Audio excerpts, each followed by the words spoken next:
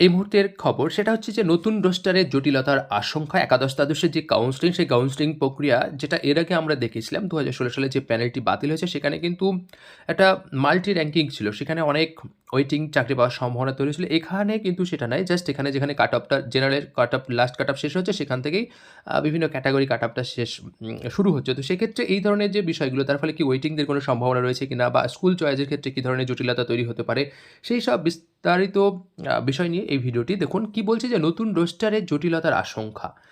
কি আশঙ্কা? যে প্রথমবারের মতো চলতি স্কুল সার্ভিস কমিশনের নিয়োগে মধ্যশিক্ষা পর্ষদের রোস্টার মেনে কাউন্সেলিং প্রক্রিয়া করার সিদ্ধান্ত নেওয়া হলো। আর এতেই ভিন্ন মত তৈরি হয়েছে চাকরি প্রার্থীদের মধ্যে। কেউ বলছেন যে এই পদ্ধতির ফলে পছন্দের স্কুল বাছাইয়ে অনেক বেশি সুযোগ বৃদ্ধি হবে। কেউ আবার বলছেন যে নতুন প্রক্রিয়া অবলম্বন করতে গেলে ফের নিয়োগে জট বাড়তে পারে। তা আপনাদের কি মতামত যে কেন জট বাড়তে পারে বা কেনই বা পছন্দের স্কুল পাবে না কি বলে মনে হচ্ছে? আপনাদের যদি কিছু মনে হয় তো সেগুলো অবশ্যই কমেন্টে জানাতে পারেন। তবে এসএসসি ও পর্ষদ উভয়ের আধিকারিকরাই জানাচ্ছেন যে স্টেট লেভেল সিলেকশন টেস্টের নিয়োগের যে কম্বাইন্ড মেরিট লিস্টের ভিত্তিতে হবে, তাতে যেহেতু বিদ্যালয় ভিত্তিক কোনো রোস্টার থাকছে না, তাই প্রার্থীরা আগের তুলনায় অনেক বেশি পছন্দের স্কুল বাছাইয়ের সুযোগ পাবেন।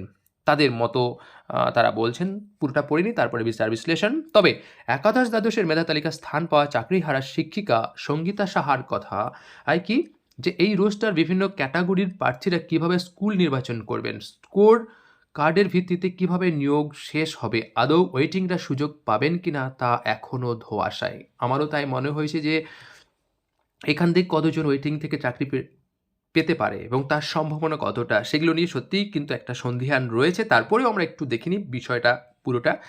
নিয়োগে আর কোনো জট যেন না হয় সেই আশা করছি। নবম দশমের নিয়োগে অংশগ্রহণকারী চাকরিহারা শিক্ষক রাকেশ আলম বলেন যে নতুন পদ্ধতির ফলে আমাদের কতটা সুবিধা হবে সেটি এখনই বলা সম্ভব নয়। আমরা চাইব ওয়েটিং লিস্টে থাকা যোগ্য শিক্ষকরা যেন নিয়োগপত্র ও পছন্দ মতো স্কুল পান। যদিও এখানে ওয়েটিং অনেক টিচার রয়েছেন, তো ফ্রেশার্সরাই সব থেকে বেশি ওয়েটিং, যা লিস্ট দেখা হয়েছে তাতে বোঝা গেছে যে ওয়েটিংদের মধ্যেই লিস্ট স্বাভাবিক এটা, যেহেতু তারা শিক্ষকরা ওনারা আগে থেকেই 10 নম্বরটা পেয়েছিলেন এবং যেটা নিয়েই দীর্ঘদিন ধরে মামলা চলছে এখনও পর্যন্ত কলকাতা হাইকোর্টে এবং লাস্ট অবধি কী হবে সেটাও কিন্তু কেউ জানে না।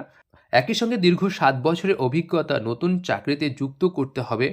অর্থাৎ তাদের একটাই কথা যে তারা যদি যেনারা অলরেডি চাকরি পেয়েছেন, যারা পাননি চাকরিহারা শিক্ষক তাদের কথা বাদ দিয়ে যারা চাকরি পেয়েছেন অর্থাৎ তারা সার্ভিস কন্টিনিউশনের কথাই কিন্তু বলতে চাইছেন। যেহেতু তারা চাকরি পেয়েছেন এবং তারা মেধার ভিত্তিতে আবার তারা চাকরিটা পেয়েছেন, তো সেক্ষেত্রে তাদের সার্ভিসটা কন্টিনিউশনের ব্যাপারটা নিয়ে কিন্তু এই ধরনের কথা উঠে আসছে। এছাড়া ভেরিফিকেশনের ডাক না পাওয়া যোগ্য শিক্ষকদের নিয়ে এসএসসি ও পর্ষদ কী ভাবছে সেটাও নিশ্চিত করা হোক।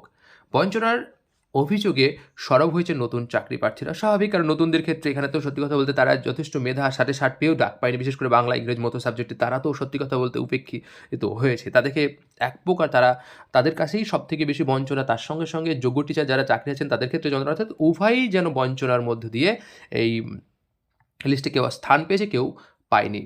বঞ্চনার কী বলছে তাদেরই একজন সন্দীপ কুণ্ডু বলেন যে একাদশ দ্বাদশের মেধা তালিকায় বাংলা ইংরেজি ইতিহাস ভূগোলের মতো বিষয়গুলিতে নতুনদের সুযোগ একেবারে শূন্য বললেই চলে। একদমই তাই, এটা নিয়ে 100% সহমত এবং শুধুমাত্র ইডব্লিউএস পিএইচ ক্যাটাগরিতে নতুনরা সুযোগ পেয়েছেন এবং ইতিহাসে 553টি আসনের মধ্যে ইন সার্ভিস শিক্ষকরা 493টি আসন পেয়েছেন। পিএইচ এবং ইডব্লিউএস মিলে মোট 60 জন ফ্রেশার সেখানে সুযোগ পেয়েছেন। অর্থাৎ রোস্টার যে পদ্ধতিতে হোক নতুন চাকরি প্রার্থীদের কাউন্সেলিংয়ে ডাক পাওয়ার সম্ভাবনা খুবই কম বলে মনে করছেন তারা। খুব শীঘ্রই এই বিষয়ে আদালতের দৃষ্টি আকর্ষণ করার সিদ্ধান্ত নিয়েছেন ফ্রেশার্সরা। এখানে একটা জিনিস বলতে পারি, ফ্রেশার্সদের ক্ষেত্রে যারা অন্তত ওয়েটিংয়ে ডাক রয়েছে তাদের ক্ষেত্রে কোন জায়গা থেকে সম্ভাবনা রয়েছে, যেটা প্যানেলটা দেখে অন্তত বোঝা গেছে যে প্রথম সারির দিকে কিছু জন চাকরি পেতে পারেন।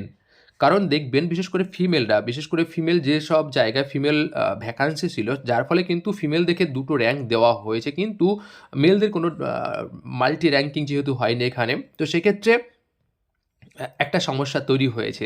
তো সেক্ষেত্রে কারা চাকরি বা কত পর্যন্ত ওয়েটিং চাকরি পেতে পারে, ফ্রেশার্সদের কতটা সম্ভাবনা সেটা কিন্তু খুবই হাতে গোনা হতে পারে। একটাই কারণ দেখুন, এটা আমরা যদি বিচার বিশ্লেষণ করি তাহলে বুঝতে পারবো যে জেনারেলে কাট আপ যেখানে লাস্ট, সেখান থেকে স্টার্ট হচ্ছে আপনার ক্যাটাগরির।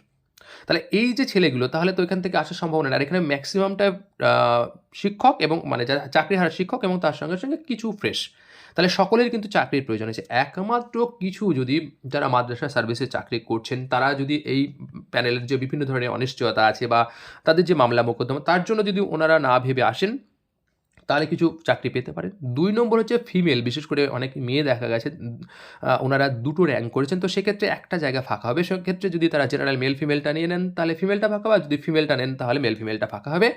এইভাবে আর সম্ভাবনা সেইভাবে যে হ্যাঁ, আর একটা জিনিস সম্ভাবনা হচ্ছে পুরাতন যেসব টিচার মানে অনেক দিন ধরে ওনারা সার্ভিস করছেন, তা সেই স্যাররা বা ম্যামেরা যদি ওনারা মনে করেন যে এই প্যানেলে অনেক মামলা মোকদ্দমা রয়েছে, ঠিক আছে, বাড়ির কাছে অনেকে হয়তো আসার জন্য চেষ্টা করেছিলেন, দেখা গেলো আর দরকার নেই, যেখানে আছি সেখানে আছি, ঠিক আছে।